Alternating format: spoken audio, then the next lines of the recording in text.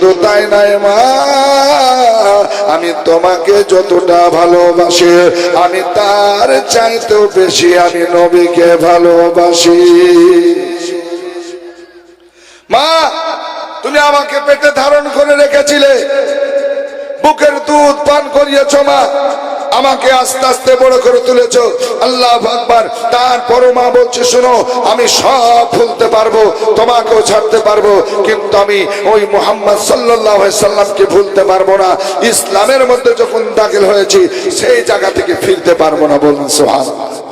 মায়ের জান তো কি, আমি যদি মারাও যায়, শেষ হয়ে যায়, তাও ভালো মা, আমি আজকে কি করব, নবী মুস্তাফা ছাড়বো না। জোরে বলুন।